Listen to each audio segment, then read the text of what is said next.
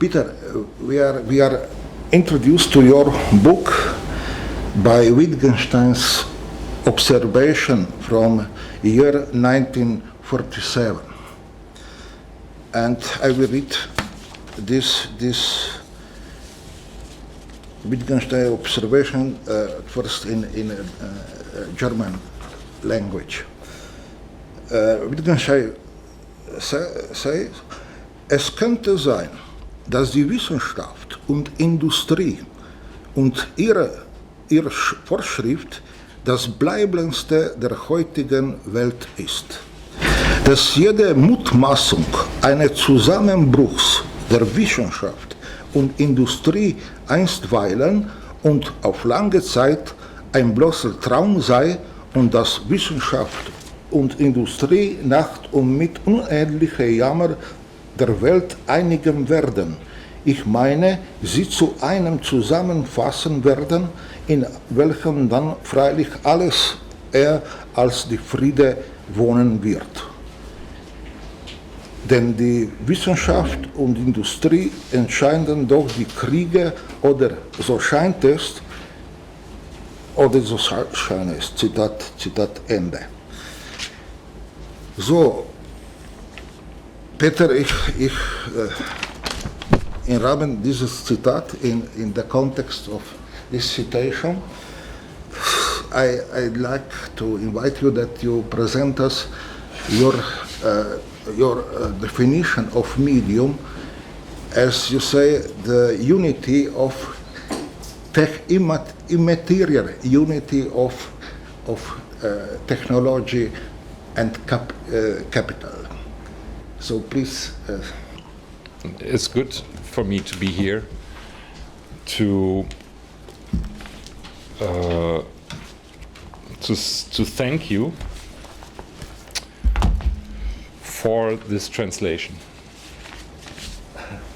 for your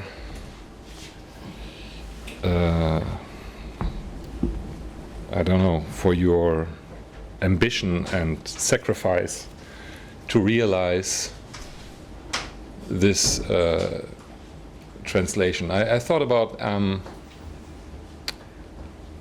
being dead, about my dying, and about my two daughters. And I think that, or I asked myself whether for them it would be very important that I would have had, let's say, a Mercedes-Benz, or that I had a translation into Slovenian. And I guess it's more important for my daughters to say that our father, he had a book what was translated into Slovenian, not to say our father had a Mercedes-Benz. So in this sense, I guess that this difference between quantity and quality is very important for my life. And that I can say, yeah, you have maybe a Mercedes-Benz, but I have a book translated into Slovenia, and this is for me it's more important in a way. But on the other side, of course, in the context in the context of technology, capital, and media, probably to have a Mercedes-Benz is more important and more fitting. But really, I want to say that for me, that's to have this possibility now to say this to you. It's very, very important for me. Well, this book is from 2015, my book, and I of course, I'm not reading my books by myself. So since 2015, I was not. Or 2016, I was not dealing with this material and what is written there, and then I started to read it a couple of days before, just to see what is actually said there, and I stumbled about a passage.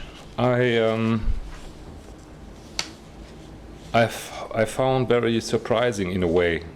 And I want to read that, even if it does not have to do something with that. I want to explain to you what actually this technology capital medium means. It's just a passage from the later parts of the book, and there it said, I'm speaking about the ultimate crisis of this relation of technology, capital, and media. And there I say, the ultimate crisis breaks out where external causes shake the immanence of the universal, be it through a severe shortage of raw materials such as water or oil, perhaps also through a global virus, that was 2015, an ecological catastrophe, or the sharp rise in sea levels, the so-called climate catastrophe, also written in the text, when the economic difference between rich and poor breaks through to such an extent that a critical mass of the population is cut off from primary supplies, the end of pragma politics in violent rebellion is obvious. The struggle for a place in the sun then takes on a literal meaning. At this moment, the social differences inherent in society, which are medially leveled in universal TKM, or TCM, technology, capital, media, will turn into visible differences of power. The states will mobilize the instruments of their monopoly on the use of force to protect or benefit the rich in vain. The prerequisite of the last revolution, the apocalyptic reduction. So, what I call here the last revolution and the apocalyptic reduction is, like I said, the ultimate crisis of this unity of technology, capital, and medium, which is in a way, if you think on a certain matrix of causality, and for me in this time Spinoza was very important, unavoidable.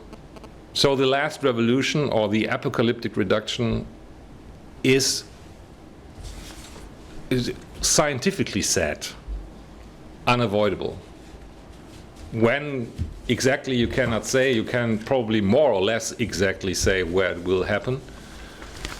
But on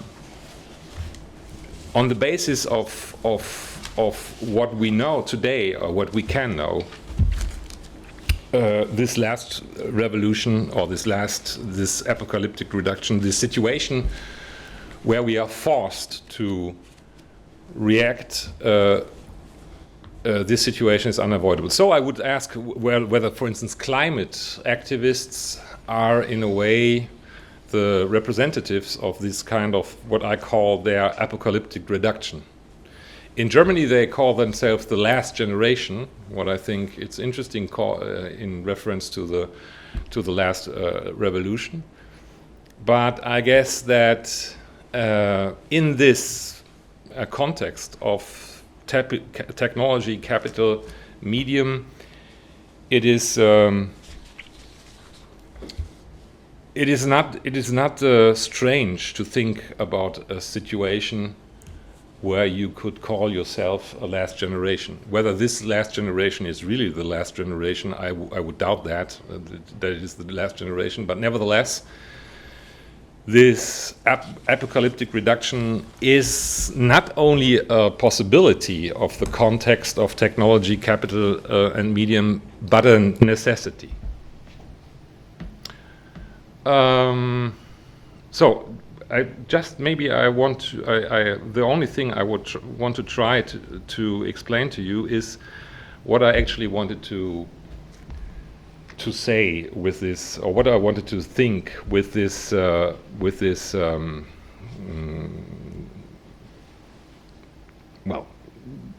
formulation, technology, capital, medium.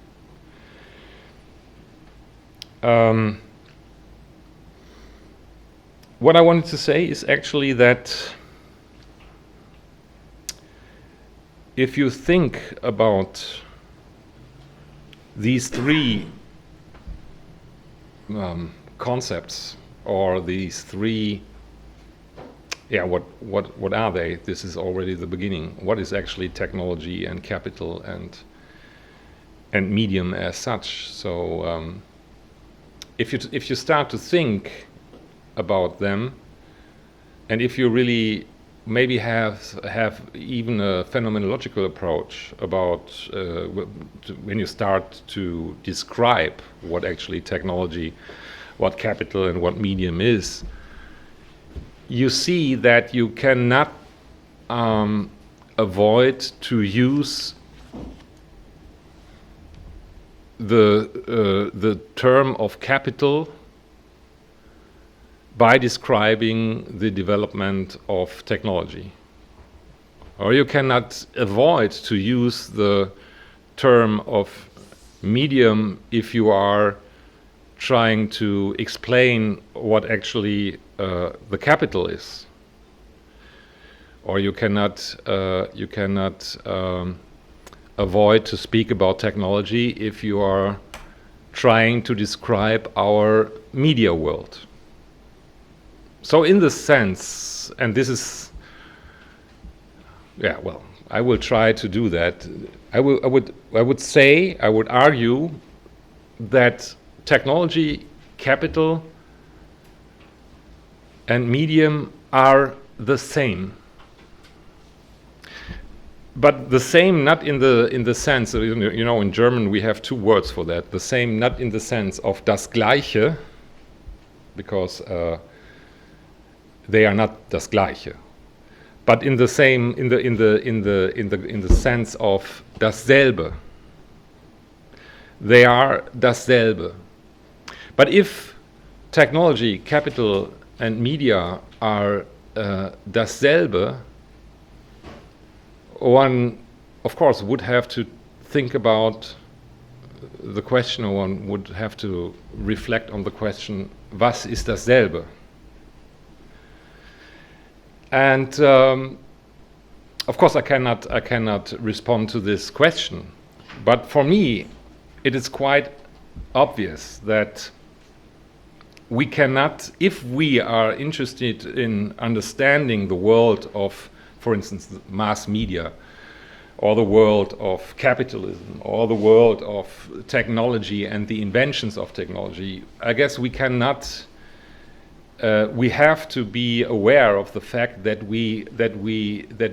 our separation of all these three terms from another is actually artificial, and it's not sufficient really to understand what happens. So what is it? How could you call that in a philosophical way? I would say that this whole attempt of the book could be called negative ontology, because of course technology, capital and medium is nothing what can be found on the side of what Heidegger calls beings. That means you cannot explain what is technology if you show like I did a Mercedes-Benz. It's not sufficient, of course, to understand what actually technology is. If you say, the technology is something like this computer. Of course, that's not enough to understand really what technology is. And the same is with capital. You cannot say that capital is money. I have 30,000 euro on my bank account, and this is capital. No, of course, in a way you can say that it's capital, but it's really not capital as such. So I was trying to think about the unity of these three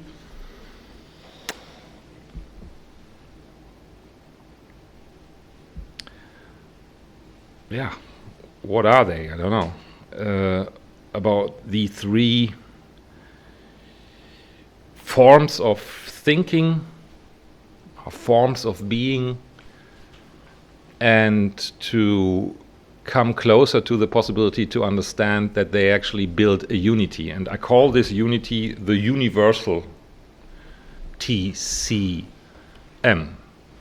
because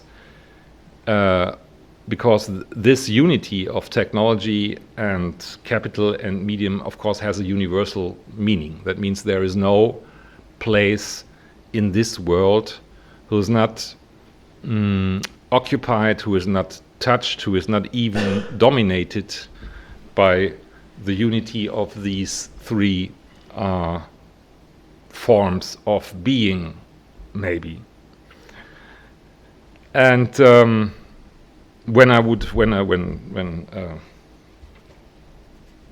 Dejan asks what I understand, or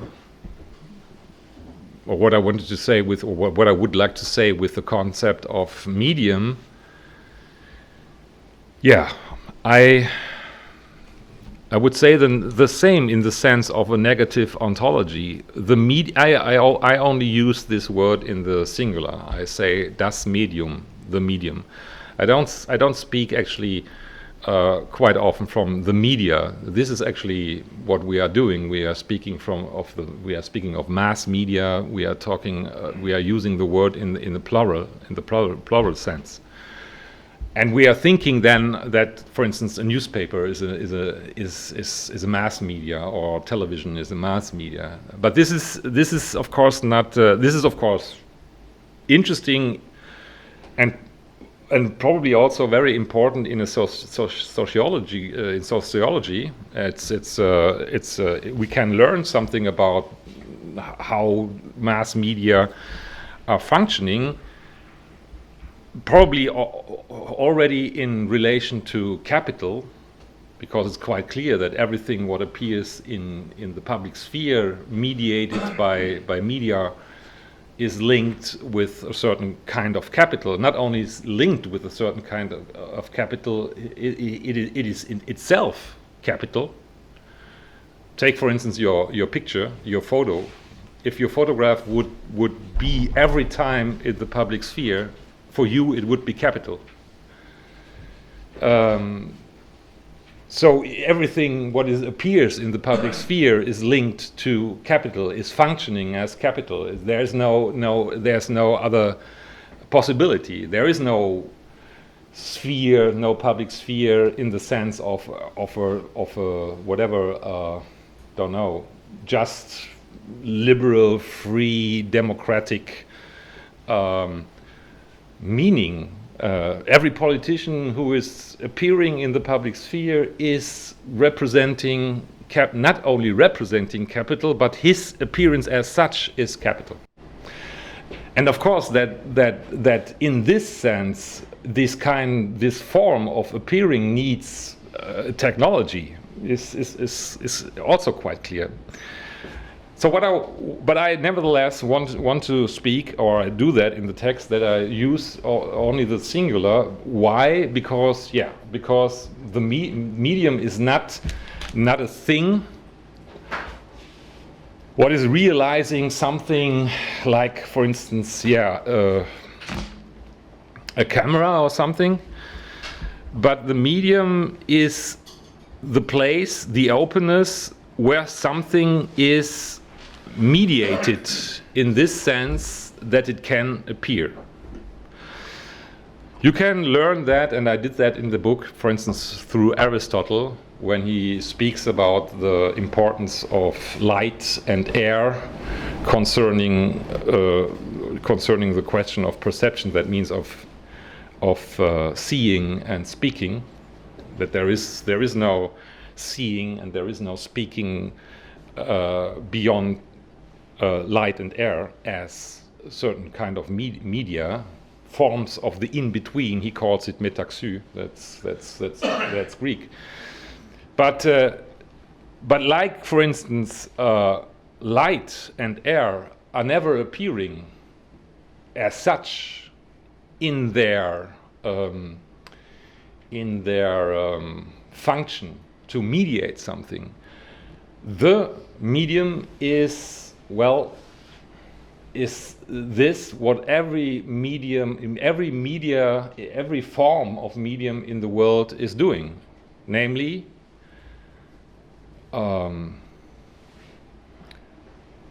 open up the space where something can appear.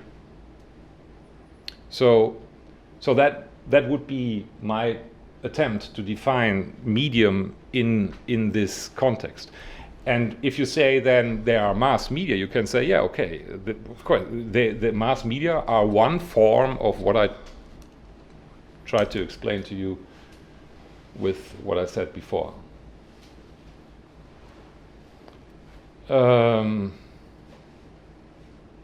Maybe I would like to end with a self-critique,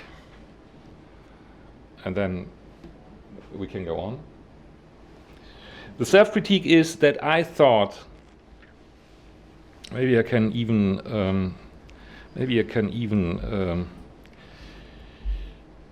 read this also, because I have probably something.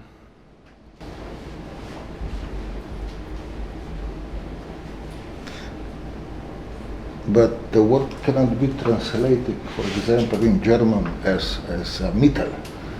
It is impossible. But the meaning of medium is something that for Mittel, that I so understand the potential of the meaning you give to. Yeah, it would be if I would the best.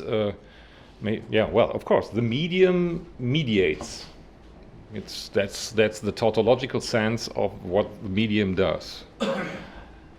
And of course, in media theory, there's also something like what is called negative media theory. Everything, of course, is a medium. So that's there is nothing what is not involved in mediating. I just want to say, to end with a certain like I said, self-critique. I write there at one part in one part of the book, national, ideological, or geopolitical differences have become anachronistic and therefore meaningless. They appear like a spook, only to vanish into thin air shortly or a little later. Well, what I thought actually is this, in the universality of technology, capital, and medium, that the question of ideologies, the question of worldviews are or will be overcome, because there is no real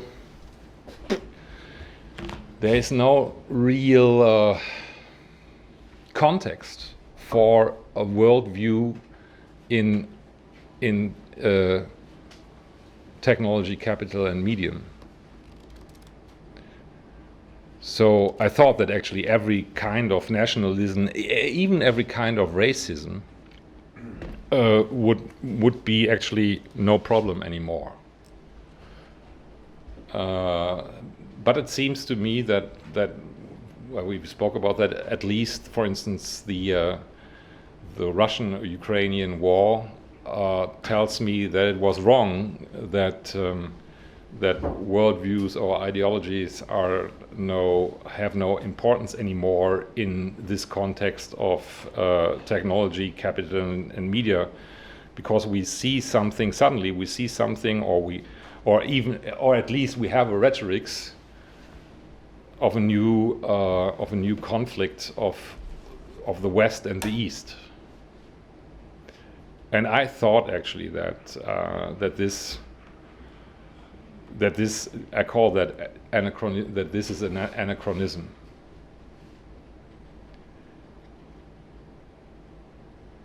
Well, to finish with that, of course one could think about the possibility of anachronisms and maybe of the necessity of anachronisms in our world, so that maybe in a way this universal technology, capital, and medium is necessarily producing anachronisms for its own dynamic.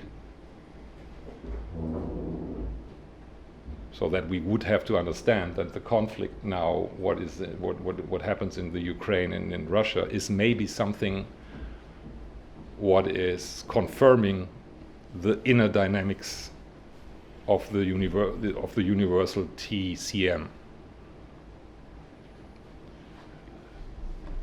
So, for instance, comparable with this huge financial crisis in, when was that? I don't know. Remember, don't forget it. Yeah. That this financial crisis was not something what really endangered the idea of capital, but on the contrary was even more emphasizing and fostering the idea of capital. So in this sense, maybe one could ask whether worldviews and ideologies are necessarily anachronistic phenomena produced by technology, capital, and media or medium for its own inner dynamic. So in this sense, I try to solve the problem of my self-critique at the end. So thank you very much for your attention. So now we come to the second question. This is a question about institution that Petar Bojanić opened in his new book, edited by Klostermann Verlag in Germany. And what is important is that they don't use not only the notion of institution as such, but he tried to observe the process of institutionalization, institutional building. And this is very important because we take the circumstance that we are dealing with institution as something that don't need any understanding. Not only this, but perhaps it is the scientific work is not possible today anymore without institutions. We are involved in such a kind of institute as ours and so on. So this is first thing that I like to underline, and second is the complexity of the reflection that included the Husserl's notion of Stiftung, or perhaps Hölderlin what Stiftung, or on the other side the question of corporation, and then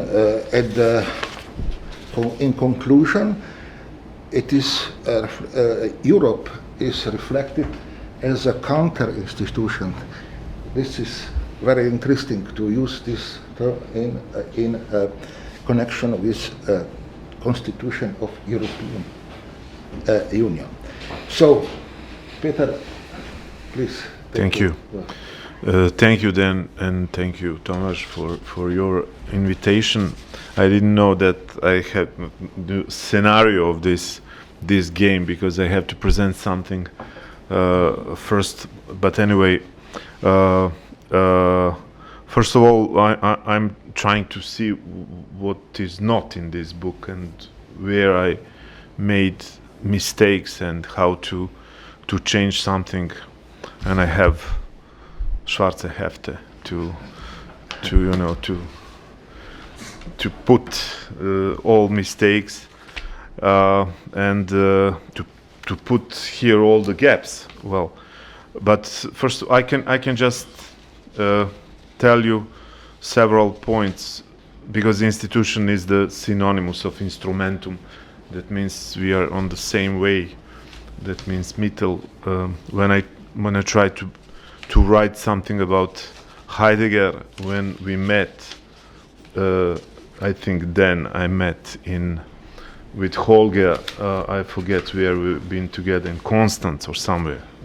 And this, I try to write, for example, something about technique in Heidegger, and then immediately it was the theme or subject will be immediately institution. But and well, this is how to say the group of concept of figures, because institution is not a concept. I think this is some kind of in statuary, that means to stay. Fundus is to sit down. Institution is impositio is the translation, wrong translation from Latin. Impositio is also instrumentum, as I said. That means it's complicated, and that's why the book is a little bit complicated with several points. On the cover you have Babel Tower as a first institutional building, because in these 9 sentences you remember several of them, but you have 10, for example, 10 points important for institution. First of all is the language as a principal institution, who is institutionalize all the others. Then you have invention. There is no institution without invention, technological invention, because that group of people invented new material, how to build tower. Then you have a project, monstrous project. Then you have policemen, who you know who it is, and then you have inspector of this work. Then you have, there is no leader. Leader is policeman, but you have they are talking to each other all the time. They are producing social acts. They are producing acts. That's why institution is not institution. Institution is better institutionalized. It's better verb. That means you are institutionalizing all the time. That means this is hotel. In hotel you have set of documents because you paid something for this hotel. You paid all of us to be here, to be together, to eat together, etc., etc. And this name of your institution, side camera, micro, cover all of us, and we can say that this is theater of institution. But we are in this process institutionalize your institution, and your institution is how to say alive because of our engagement. That's, for me, there are several points. First, engagement. I think that I tried to differentiate commitment and engagement. It's engagement, as you know, functions differently in English than in French or in German. But I proposed idea that without enthusiasm, without engagement acts, we have not institution. That means you have jump from individuals to group, then jump from group to institution. As you remember, I think in this story, Babel story, a policeman arrives when this group started to imagine not just project, but started to imagine the name. They wanted to give the name to not disperse. As you remember the story, the name is the institution. To have the name, to have the document, to have, well, that's why documents present there. Then institutional power. I had problems, for example, always when we are producing social acts, then when we are starting to become friends, if you want, we are producing some kind of power. But it's very difficult. I think the Foucault is not enough to understand how we can produce the power, because you can the same sentence that we are doing something together because we want to produce power. You can find the same sentence in John Searle, and Michel Foucault, but I think it's better. I found better solution in set theory in Cantor, who said that when we are producing, when in set you have set, if it is set, if there is connections and relations between the elements, exist potens, he said, valens und potens. I think it's and immediately set is in start occupy the space, exterior space. I had a problem here, for example, with the marriage, because marriage is you have 3 protocols in marriage: status, contract, and institution. Today I understand what does it mean, status. I didn't know. I read many, because marriage is a very important example, not today just for example, John Searle in social ontology, but for Christian Wolff. Christian Wolff differentiate, for example, material object as sun, and he said, okay, sun is exterior. I have in my mind Begriff is the representation, Vorstellung of sun in my mind. And he said, what's happened with marriage? Because marriage, there is no marriage. I could not touch or see the marriage. And it's very simple to understand what does it mean contract. Marriage is a contract, but in the same time, marriage is institution. Institution means there is no limit. Contract is limited. Institution is not limited, and institution always counts on somebody who is not here. Third one could be lover, could be kid, could be kids, I don't know.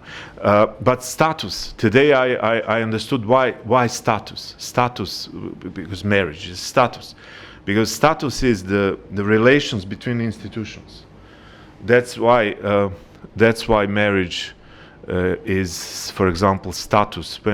When in police office somebody asks me marriage or not, that means this is the status. This is representation in front of the other institution. I didn't check, for example, you have there's Schmidt in this book, but for example, there is no Jering in this book. For example, I understood after many years why Karl Schmidt was in Cavtat. He was in Cavtat in Bogišić's library. That was after the first war, in between, with his wife, and because Jering gave seminar 1 or 2 semesters about institution, and the notes of Jering exist there, and it was impossible to go there because there is no librarian there. I checked many times to how to. But for example, this is the gap of this book. That it will be different because Karl Schmidt has always something, here.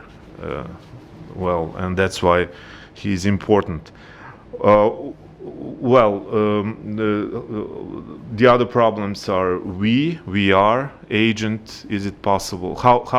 What does it mean? Collective act, collective agent. Then. Help, because there is no institution without help. Institution is help, is necessarily, and also institution must any institution must solve some kind of problem. That means invent, recognize the problem, recognize or invent the problem, and solve the problem. Offer to. There is no institution without problem, and in that case, invention, and architecture, because institution is connected to the some kind of constructions. Well, okay, I will finish with this.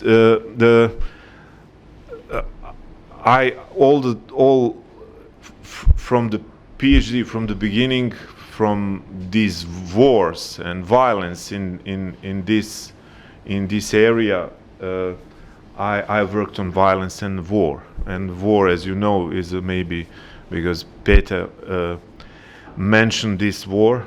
War is practically most important institution after the language. This is huge invention, maybe language and then invention of war as a collective work, collective agency.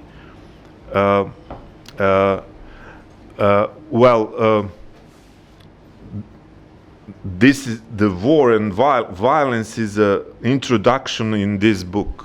You have a violence and then you have a war, and that immediately you can think on the end of violence and process of institutionalizing, etc., etc.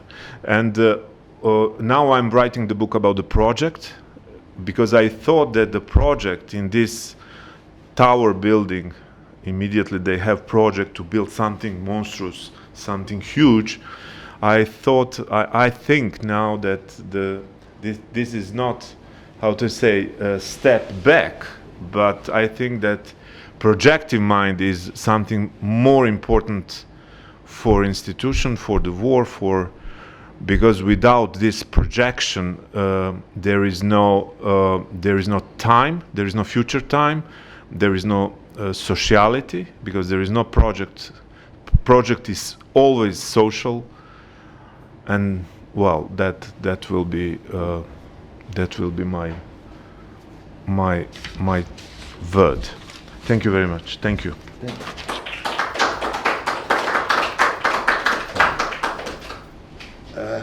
As I said at the beginning, we have problems with understanding medium and institution as such. We are dealing with media and institutions, but we have certain problem to make a reflection of our experience with media and institution. And so I think that this is something connect with Heidegger's definition of Gestalt, medium, as well as the institution, and perhaps this lack of understanding is some way connected with Heidegger's definition in the book Was heißt Denken, that most thinkable in our days is that we are not thinking. Yes. And this is the reason that the third part of this constellation from medium, institution, and gesture is connected with, I hope, my understanding of gesture, that gesture is something that gives to understand. That we could, and so it seems to me very important that you, Virgilio, and also Petar, try to connect the gesture with the problem of thinking. So this is one of the central topics in your book that was published today in Torino, I think. Yeah. I don't have the book with me, and I will read just a few words of the book that you could present this relation between gesture and thinking. Gestures, as previously suggested, cannot be understood as an external expression of interiority, which experiences the meaning of thinking always in the fullness of his presence. Instead, it is something that visibly connects thinking to the finite body of those who are thinking in a way that the thinking occurs with the hand and thanks the hand. So, please, Virgilio.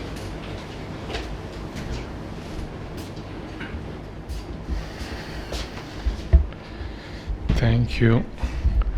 First step, thank you, Dan, for the invitation. Thank you for the attention. Second step, captatio benevolentiae. I have to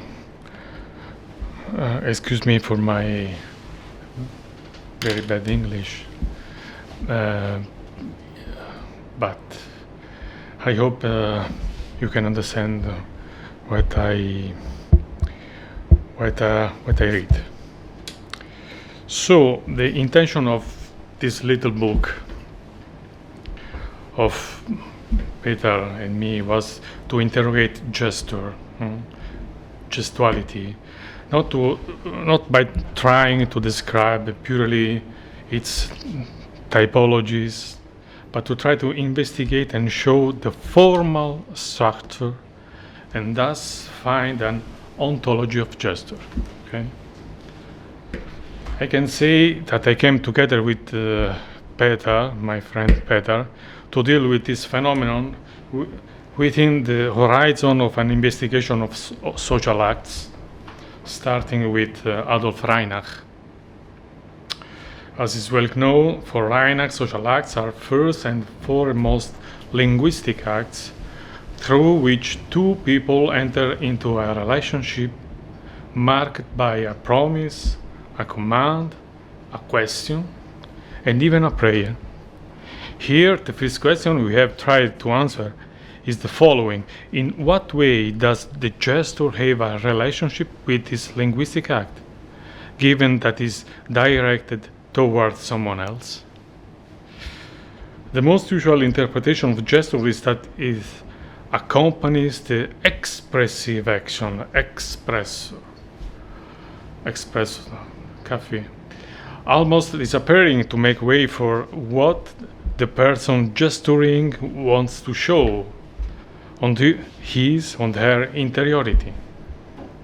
The intention of our work went in the opposite direction, namely to show how gesture cannot be considered something extraneous to thought, but belongs to the human posture in its being in the world, and thus gives rise to the manifestation of the self in a symbolic framework of reference to a common manifold horizon.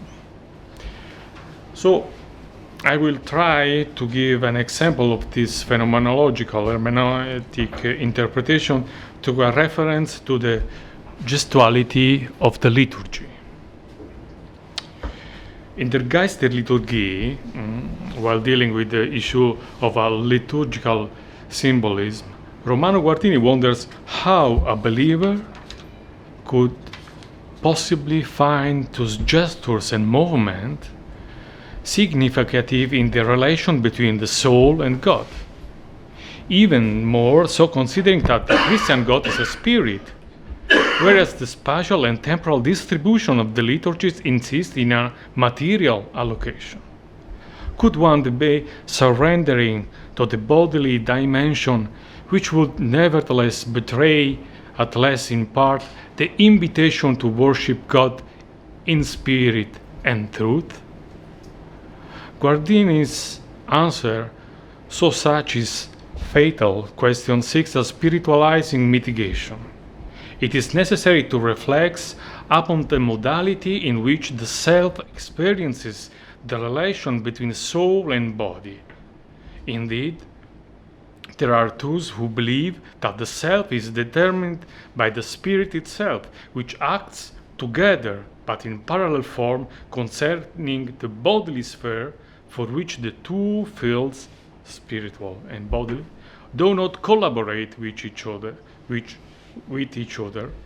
For sure, the spirit needs the body, but only contingently, and the latter turns out to be not only uncollaborative, but moreover, an hindrance and actually a contamination. Man therefore considers liturgical gestures and movements inadequate expressions, allegories, sensitive forms compared to the expressive richness of words or moral acts. If, instead, believers start from the assumption that the body is the external manifestation of what the soul experiences, every external action becomes something spiritual in itself. However, spirituality concerns not only the body of the believers, but also external reality itself. Not only gestures and movements, but also clothing, social institutions, all that concerns reality. In truth, Guardini finds some slight defects in both attitudes when it comes to fully understanding liturgies, which, when carried out in a symbolic manner, require the taking into account of not only external influences, but also of differentiation and distance. Indeed, both the symbolic act and its correct interpretation play a key role in liturgy. The essential connection is the one established between the internal spiritual dimension and the external expression, which does not become an arbitrary vehicle of meaning, but the essential embodiment of what one wants to express. Furthermore, the signification of the symbol needs to be universally accessible and not the object of an exclusively individual understanding of an act. According to Guardini, the power of symbols is exerted above all in the various forms of touch which express the inner world of each of us at the moment one's own life happens socially, exhibiting respect or courtesy. Within this group, one should also place religious gestures which are combined with the gesture of the others within a community who experience the symbolism within them. Kneeling, the joint of hands, bowing one's head, spreading one's arm, beating one's chest. These single gestures can be exchanged with the other people, for instance, shaking hands as a sign of peace or of receiving a blessing. Basically, ritual actions are none other than a chain of symbolic gestures whose meaning is not conveyed as a goal due to its innate sense, because for Guardini, liturgy is, this is a central point, playfulness. The rigid liturgical regulation with their vestments, gestures, and movements produce nothing but a form of playing in front of God, through which the believer expresses the life of his, her own soul in the presence of his, her Creator. Liturgy, like a work of art, only expresses itself. Therefore, its task is to display the work of art that each believer represents. So, whilst the face is considered to be the mirror of the soul, can the same be said of hands? The movement of one's hand often appears more expressive than any word spoken, coming second only to the face in terms of spirituality. Palms are opened as the beginning of an invocation, closed in contrition, or put together in a meditation prayer.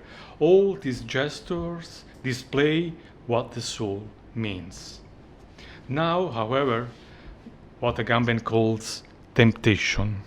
If monks wish to spend their own lives in one entire and incessant liturgy, can we interpret life according to the rule that is the entire life as a monk, as one single continuous gesture, alive as a gesture?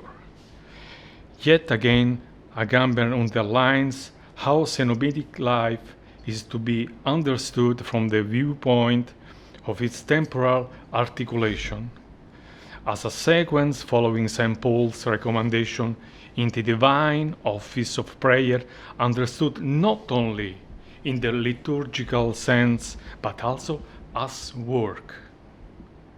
Thus, life according to the monastic rule, with its set of liturgical and non-liturgical gestures, should be seen as the very form shaping the monk's life. The gestures they perform daily not only express an internal spirituality, as Guardini has made clear, but they also design the habitus, which is what makes a monk such. As meditatio renders lectio potentially uninterrupted, so every gesture of the monk, all the humblest manual activities become a spiritual work and acquire the liturgical status of an opus Dei. That is Agamben. The difference is clear when compared to what Guardini specified in these descriptions, which start from a distinction between ordinary life and the sacramental office of the Church. The cenobitic life aimed at transforming life into liturgy, and liturgy into life pursues a boldness of monastic life which renders each gesture a moment in an uninterrupted liturgy. However, referring to Guardini has enriched our investigation with a new perspective to the meaning of signs in primitive population. Sacred signs, liturgical gesture, should be understood as a part of playing, which involves the participants in the ritual, which has no aim other than playing. L'art pour l'art. With this consideration in mind, I move to the conclusion, or I try to say some conclusions. Gestures cannot be understood as the external expression of interiority, which experiences the meaning of thinking always in the fullness of its presence. Instead, it is something that visibly connects thinking to the finite body of those who are thinking, in a way that thinking occurs with the hand and thanks the hand. This is the part. Thinking, that is logos, is not therefore abstract, but given as a gesture, as an action. In the beginning was dead. An action which is carried out, however, with a symbolic and an spielerish framework, where the spiel, playing, has not much to do with the recreational. In some important pages worth mentioning here, Johann Huizinga has shown to what extent the religious symbolic play is at the source of culture and thought. Although upholding the characterization of human beings as separate from the genus shared with animals, Huizinga starts from a key statement: play does not wait for culture. On the contrary, as pertaining to the interhuman context, is the field of any cultural creation. Translated within my inquiry, one could say that gesture should not be experienced and interpreted as the expression of an interhuman meaning within cultural paradigms, inasmuch as they are the field itself on which culture is structured.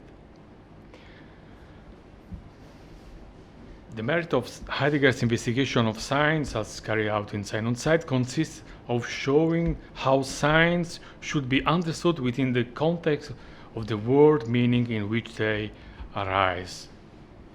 Accordingly, it is not possible to consider in the same way the flashing light of a car's indicator and the shamanic gestures of a ritual.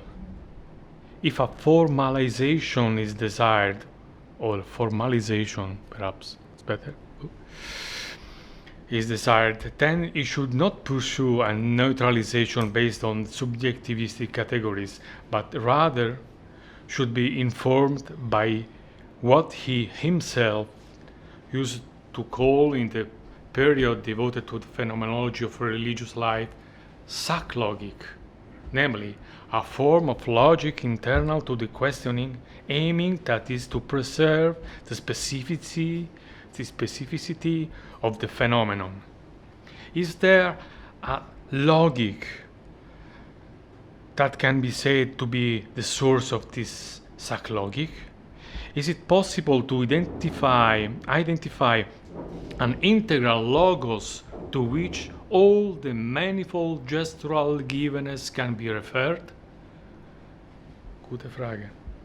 This is the point where the original playing is indicated, for me, in my opinion, as a field and no longer as an action.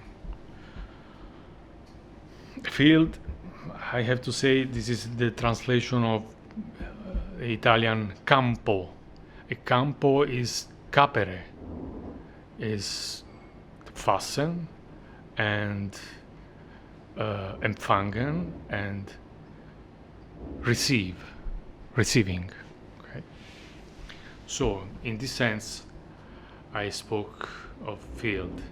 To some extent, what is pursued here is a hermeneutic logic of life, showing how the source of all empirical gesture, be it the cave wall paintings in the Ardèche or the referee's red card for a football player, are a preliminary field making that particular action possible.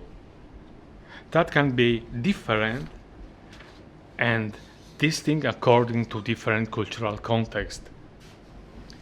This field is that of symbolic gesture, where by gestures one should here understand not the precise and empirical movement, but the gestural comportment, the attitude. I think this is the possible translation in German, Gebärden and nicht Gesten. The attitude, the posture of hands and thinking together. In short, the posture of the living body when faced with the varied and complex manifestation of the word.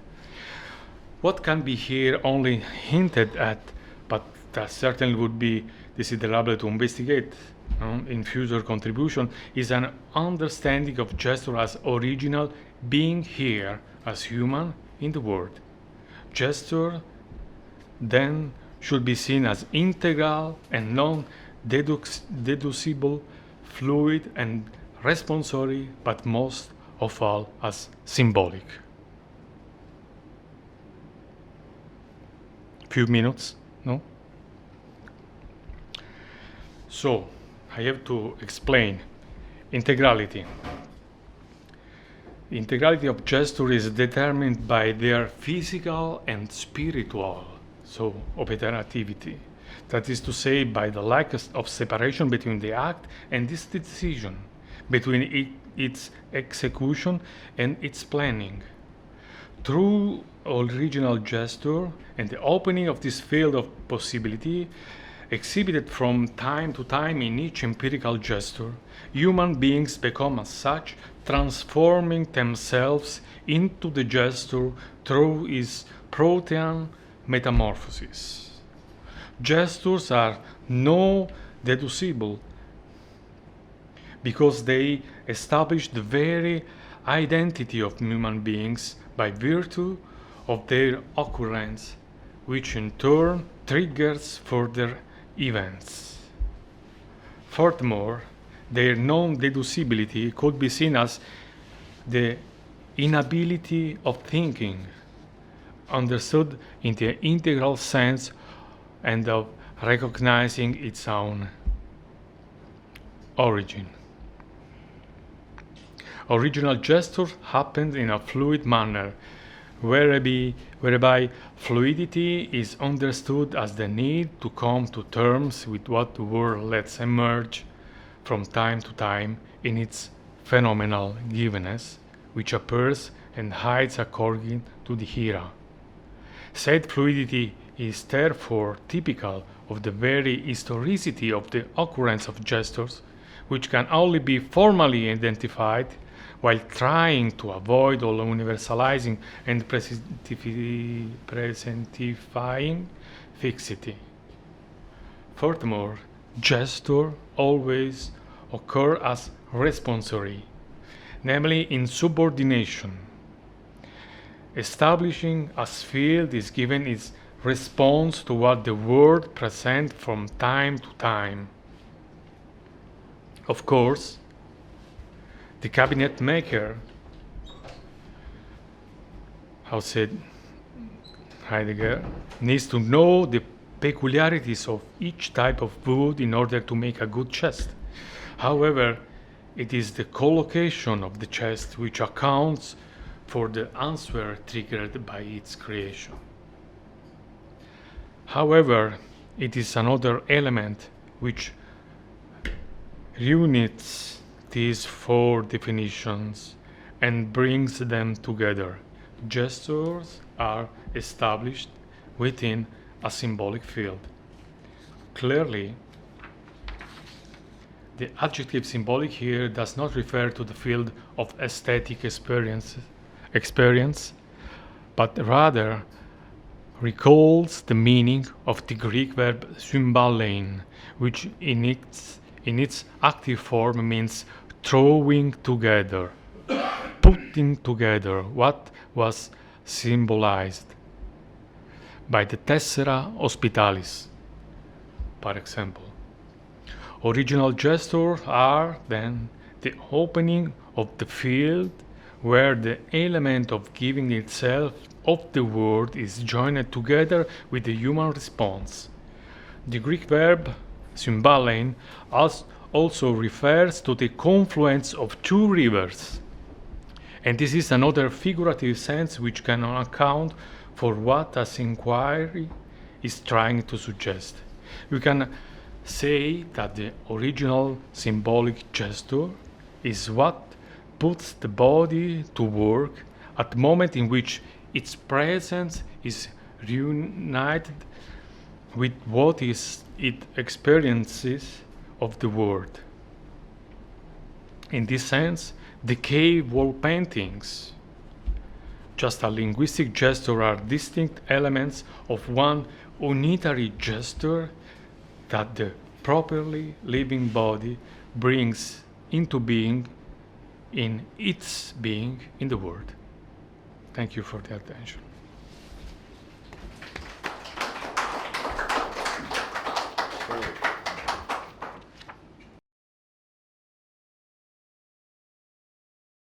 The Tower of Babel, I think that fascinating picture, of course, but I just want you are dealing with the question of the outside of the institution. Is there an outside of the institution? No. Yeah, you say that. I know. But he says there is no outside of the institution. But the Tower of Babel is destroyed. Yeah.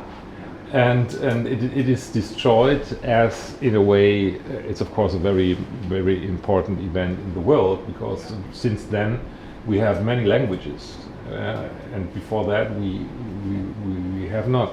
So is the destruction of the tower not Prove that exists something outside of this. proof? I don't know. I wouldn't say proof, but the trace of an outside. Yeah. That would be my question. Or is it already another institution? Well, I don't know, but I just want to know what you're saying to that. You know, it's clear that exists something outside from this perspective, but when you're trying to, you know, we are okay. Imagine that the institution is vital or instrumental. We had not, for example, institutions of email or mobile phones, SMS 30 years ago. I'm trying to enlarge the story. How we invented them, all of them. What's happened? Okay, this is the. But okay, that could be the proof that exists something not covered by institution, potentially in us or somewhere. But I think that we are reforming institutions we have, or change instruments, or change, reconstruct instruments. Well, I could say like this: we are not. Probably we are not. You know, it's okay. It's difficult to say that this Babel Tower is destroyed. Yes, it's destroyed, but our visions of this, you know, from Bosch to the others, we see that this institution many centuries existed, and it is destroyed, but practically this is not destruction. This is just separation of many others. Why? You know, I'm not reading this text as a theological one.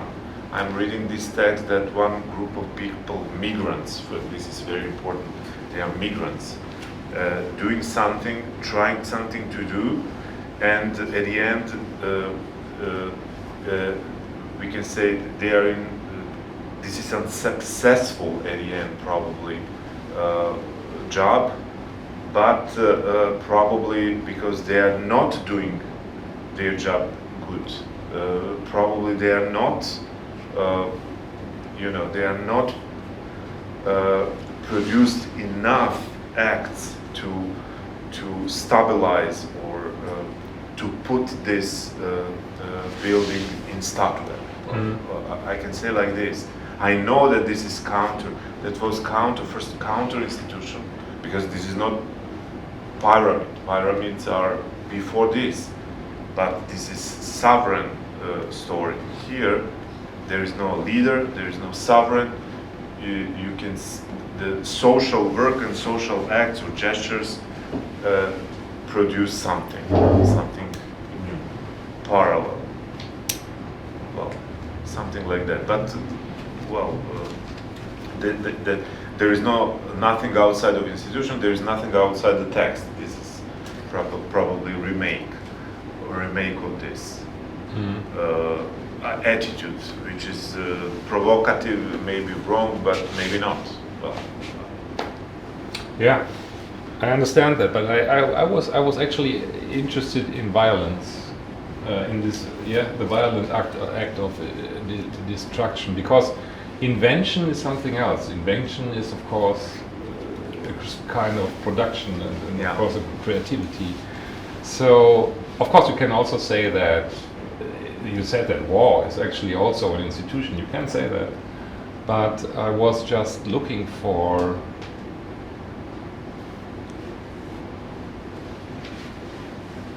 the possibility that, well, this is probably a question of political theology, whether there is a first institution, an origin of instituting, and that this origin necessarily, of course, would not be called or cannot be called an institution, but something what is beyond that. And God, well, He, you say there is no sovereign. Well, one could say that He is there in the story of the Tower of Babel, actually the sovereign, because the people are disobeying.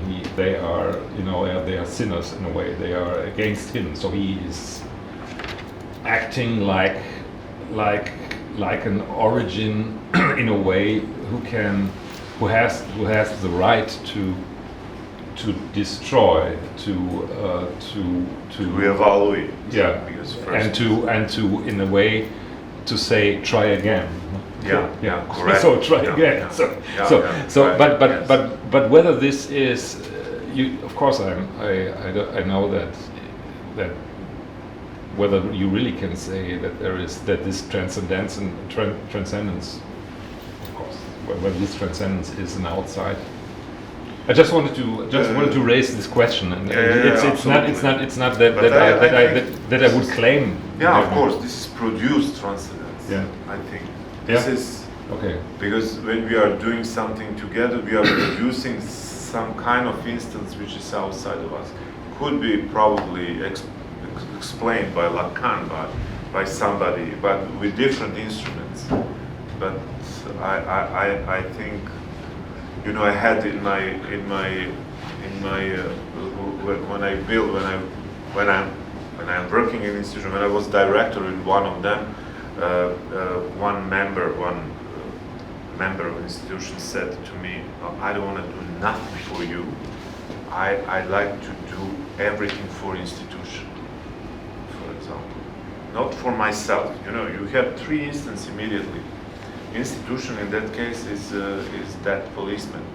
And we are doing with to each other, but in the same time we are doing for us. For something which is third as well.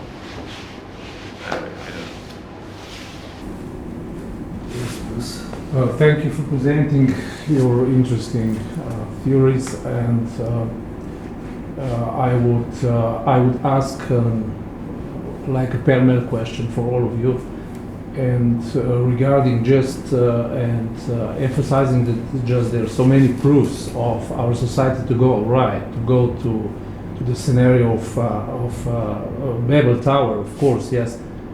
But how about the status of modern society? Because we are now in a new reality of modern society, of Kantian morality, of something that would gather our society like symbalein, to put us together, and it seems that nothing can put us together more in the future. So in the terms of the newspaper used to be a symbol, like a symbol of modern society. You could gather all the aspects of society in one newspaper, from news to entertainment to when they bury some obituary, then like how to cook or everything, feuilletons and everything. Now the industry of newspapers, that means media in general, is dying, and on the other hand, it goes like in the direction of Babel's Tower. But on the other hand, we have one new unity in Trinity, or whatever you want, that's got theology interpretation like GPT 3 and 4 and 5 artificial intelligence. Today you ask anything artificial intelligence you could try, you would also in philosophy you could get ingenious answers. And where's the uniting element? Where is symbol of our civilization in the terms of new reality of never-ending wars? You said the war is one of the greatest invention of humankind after language. That sort of thesis of Clausewitz. But today it seems that the war overwhelmed our mind, our societies, that we are enslaved. It means we are enslaved by ourselves. That is like how much, and that is my final question, sorry for this, that took me so long, but where are the foundations of enlightenment and our modern morality that seems to that seems it is dying and it has no future? Is it possible to talk about technique, about media, about politics without deeper insight on the status of humanity, on the questions of humanity in terms of modernity? Thanks. We would know it's not a question for me, it's a question for us, for everybody of us. Yeah, especially for you, because you talked about the technique and what's artificial intelligence other than technique? I'm sorry, but it's not my fault. Yeah. Well, perhaps for them. Gesture Okay. outside the institution. I can say something. When I understand, I just wanted to ask you back at first whether I understood correctly what you said, what you posed, the question you posed. Your question is, what about the? Let's see.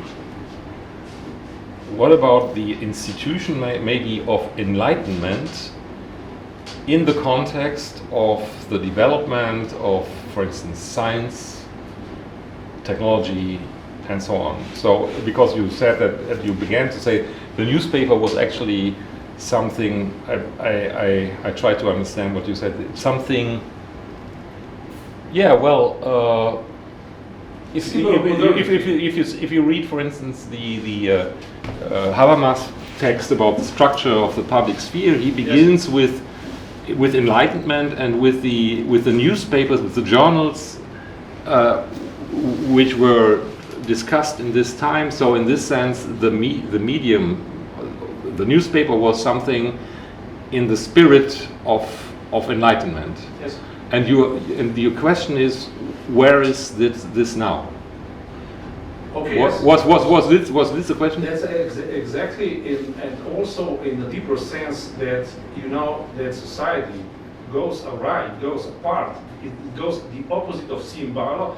It means that it is collapsing symbolically, yeah. And it is increasingly like a machine, like institutionalized machine, dehumanizing machine, like dehumanizing machine. Yeah. And I would prefer to go back to the foundations of Kantian morality and to interpretation of Hegel, if possible. But I would also be completely satisfied with the interpretation of Foucault, because Foucault also said beautifully, because these institutions that are supervising us in every sense, like all institutions of modernity are supervising us. You can also interpret Habermas' perspective of structural changes of public, of everything.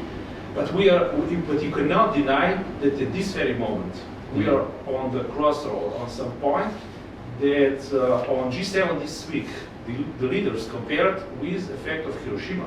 That is something we cannot overlook. We have to deal with it also theoretically. And that's my question. What's the theoretical answer to all these challenges we're facing now? Yeah, well, that would be, of course, then we would be the fourfold or the trinity of the spirit if we knew, if I would have an answer to this question. For me, I would try to. You are, for instance, if take enlightenment or Aufklärung in German. Actually, I would say, if we wouldn't have an open discussion, I would say to you that I think that this is a narrative of enlightenment. It's a certain historical narrative, because I think that enlightenment is a little bit more complex than just to take for instance the short article, what is enlightenment of Kant, you know, was ist Aufklärung? This is of course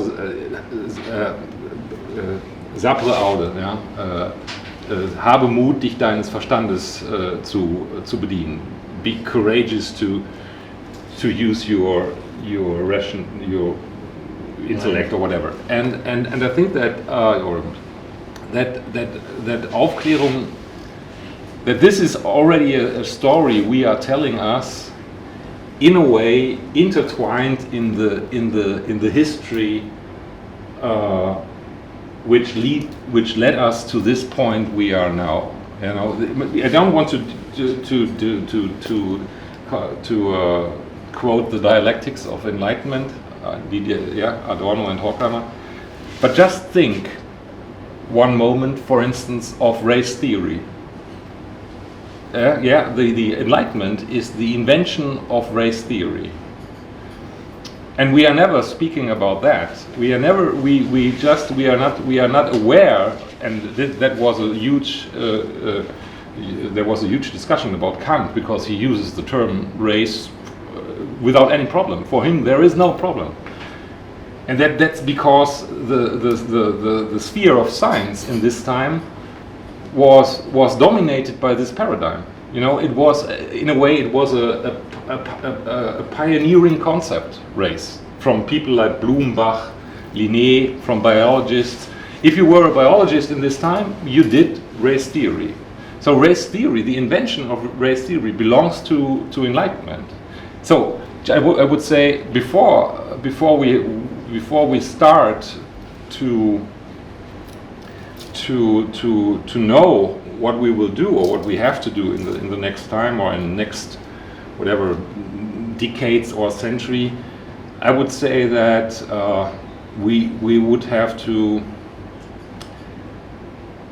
think anew about this whole history, about our narratives of this history. You know, this is something what I think is necessary to understand what is happening now. Because if we are using these old terms, when we say we are living in dark times, Kant, that was the time of the light, and now we are living in dark times. This is not true. I would say that this is a wrong narrative. It belongs to the darkness of our times. Even this narrative. The fact is that we are in the problem created by ourselves on the foundations of modernity. That we cannot deny that. We can argue about being correct to how to value Middle Age or let's say other philosophies, the pre-modern philosophy. We can argue about that, but we cannot argue about that we are in the middle of the problem that we created by our by our minds and by our intelligence. By ourselves. That's Kantian proposition that we have to obey and put the morality on the foundation that we created by ourselves on the general level, on categorical imperative, everything like that. Yes, of course. But at this very moment, we cannot blame God. We cannot blame anybody. We can just blame ourselves. And we don't know how to get out of the problem that we created ourselves. Yeah. And that's the question. What's the new way out? Yeah, I don't think that the good answer is to go back to the atavism. To say no, and I didn't say so that. what's the formula? No, I didn't say that. I just what I said actually. I can also make a confession what kind of philosophy I refer. But I would say that we still have to think about the narratives we are telling us about us, and to in this reflection on these narratives. For instance, what are actually the fundamentals of modernity? You said that, like, they are the fundamentals of modernity. We have to ask, what are the fundamentals of modernity? Could we think modernity with different terms? Could we whatever create another term or understanding of modernity? This is what we probably in a way have to do. We cannot sit there and quote Kant, like we cannot sit there and quote Heraclitus.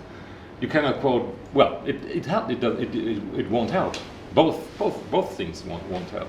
So in this sense, just what I wanted to say to you, what you told, you repeated a certain narrative. I would try to deconstruct, to criticize or whatever, and then see what comes out of that. I said that before actually, that I see now I'm getting close to 60. Suddenly I see a comeback of worldviews. For me, certain discourses today, which are very powerful in our society, are actually worldviews, ideologies, if you want to say so. So why are they appearing again? Why are they coming back? Why is suddenly nationalism something what we have to deal with? Why do we have to deal with something like a narrative of a post-colonial narrative, that there is a global South and the West, and the West is guilty for all the suffering of the global South? Why do we have to face this new, in my views, worldviews? Well, I would say that these are narratives coming back from the past. We have to go on. We have to ask whether these narratives are really true. And this is what I would like also to say to you, that the narrative of enlightenment, in my view, doesn't help us. So there cannot be a comeback of enlightenment. We are back in French moment, Deleuze and Foucault and Derrida and so on. So that's the construction thing. No, I wouldn't say that we. Of course not. We don't have to read Derrida or something like. And it's just to say, yeah, no, of course not. But it's not wrong to be skeptical against certain narratives which are just only repeated. If you are a Kantian, you cannot say, oh, the world goes crazy because nobody is caring for the categorical imperative. Who cares? Why? Of course, nobody is caring for Kant. Well, why? Why should we read Kant? But maybe I would say I don't know. You're right, but that's exactly the point of Babel Tower. Yeah. Tower, because everybody speaks his own language and nobody understands each other anymore. That's the essence of the categorical imperative. It has to be for all of us, and it has to as the function of symbolism. That's okay. That's not. I'm not claiming that. I'm questioning that. I see as a paradox. Yeah. What? Okay, I can add the same thing 100 years after Kant, because in Kant you can find crazy sentences, not just about Preston, but about Poland, for example, or Turkish. That he hated Poland, incredible. Never mind. 100 years after Bertrand Russell, you can find his famous text Ethics of War, where he justified colonial wars very clearly, normal. It means I think our situation is much more better than in period of Kant or period of Russell. We have a war, and one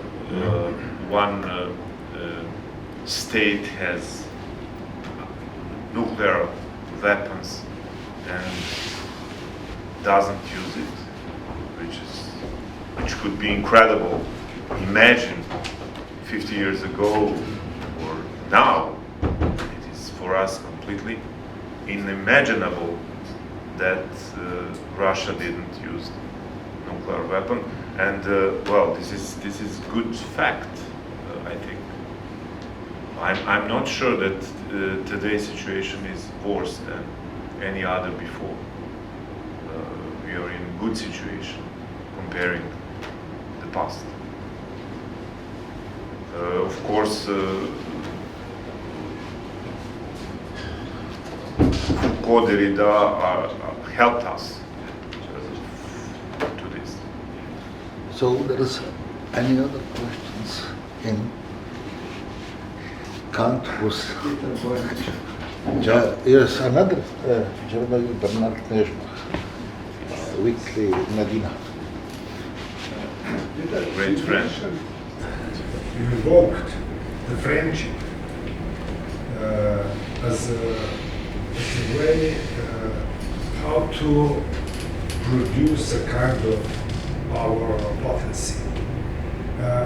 It was in the period of, let's say, Stalinistic regime, and even then in Brezhnev time, when the groups of Soviet dissidents were kicked more or less out of the social life. But they have each other, they rely. Let's say Brodsky relied on Mantelstein, whatever, and to have someone to be with, someone who would give you an acclamation to your work. It's a kind of institution, tiny one, but very important to survive within such a society. But that was past. In nowadays, could we still talk about friendship as a kind of potency? I mean, we have. Okay, I'm not sure that this is a good word, because now we are using followers. Followers is also important fact. We are all the time somewhere with the phones, with the others, all the time connected, we can say. Or now we'd like to have a right to one period of time to be disconnected, for example. Followers are worse than fellows. Fellows are worse than friends, etc. But anyway, exists some kind of, okay, it's very difficult differentiate in philosophy. This is middle-age problem, relations and connections. But anyway, we have some kind of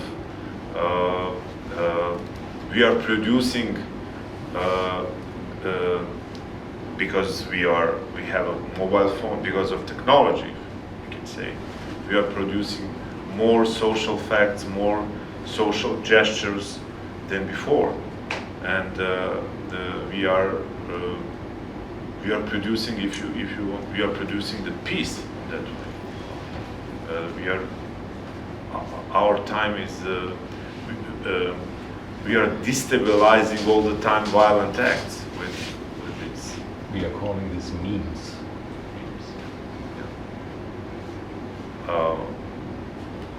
I think like that. Probably we have not friends. We are just trying to do something fast and solve some small problems. We are using small talks. much more than before. We are not producing friendship. We have not time to repeat the acts, because to be friend or to have friend or to be in love produce different strategy, and one of them is project strategy. Project. We have no time to project our future and with the others easily. Something like this. Thank you. But what does it mean when we say this was the gesture of friendship? This is not some kind of institutionalization of friendship or medialization. I think there is something special that connects the act of friendship with gesture. You can. Yeah, you could ask whether the gift is a gesture.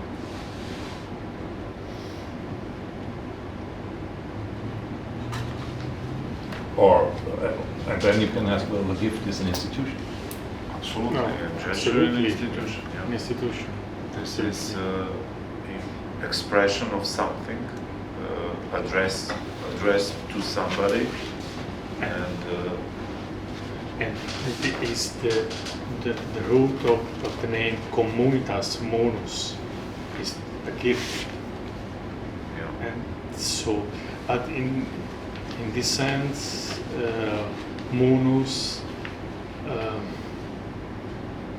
is not only a gift, but a promise for the future.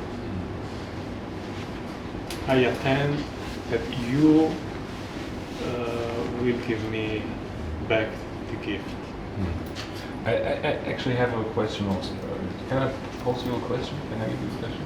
Yeah. Because I was interested in this. You quoted this Agamben book about what was this? Höchste Armut, where he speaks about the life form, the life form of the Franciscan monks, and he describes in a way a totalization actually of the gesture, where life as such becomes a gesture. Mm-hmm. Yeah. And it is a liturgic gesture. yeah, and this for Agamben, this is of course very fascinating, because he's very interested in the concept of life form, and then he says that actually in modern society life forms are not possible. They don't exist. I would like to ask you whether the gesture as such has this totalizing character, that life as such becomes a gesture, and when it does not have this dynamics, and I guess for Agamben it seems to be like that actually, that the gesture has in a way these kind of dynamics to form the whole, the life as such. So if the gesture does not have this dynamics in itself, why do we only find this life form in a Franciscan monastery? Okay.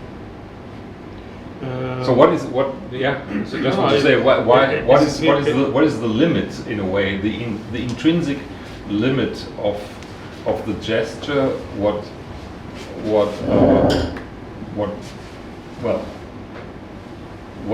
avoids the completion, the achievement? Mm-hmm.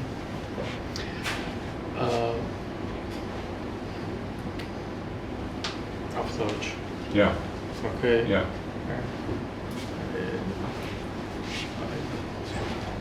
I'm sorry.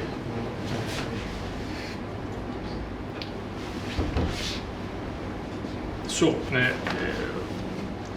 sozusagen, Agamben hat versucht, also mit diesen Verweisungen auf die Mönche, auf Franziskaner zu zeigen oder einfach zu sehen, ob es möglich ist,